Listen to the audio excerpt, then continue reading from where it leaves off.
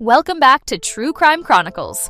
I'm Jessica Bell, and today we're diving into one of Scotland's darkest criminal chapters, a story that transformed innocent ice cream vans into symbols of terror on Glasgow's streets. In the early 1980s, Glasgow's housing schemes were battlegrounds for a sinister trade. Behind the cheerful jingles of ice cream vans, criminal organizations waged a brutal war.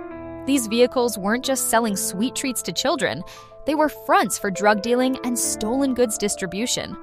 The competition for territory became increasingly violent. Rival gangs sabotaged each other's vans, threatened drivers, and engaged in brutal beatings.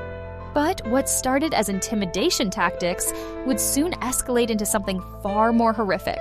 On April 16, 1984, in the Ruchazie area of Glasgow, 6 innocent lives were lost in an act of unthinkable cruelty. The Doyle family home was targeted in a deliberate firebombing. Among the victims were Andrew Doyle, his wife, and 4 of their children. The youngest was just 18 months old. The investigation that followed was marred by controversy. Initial convictions were secured, but questions about police conduct and the reliability of evidence continued to surface. Nearly 20 years later, these convictions were overturned, leaving the true perpetrators of this horrific crime unpunished.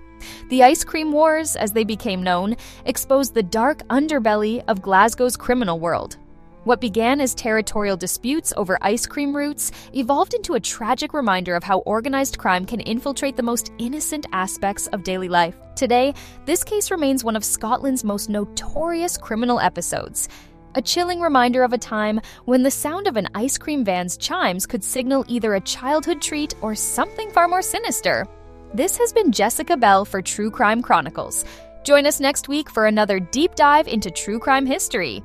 Stay safe, and remember, sometimes the most ordinary things can hide the darkest secrets.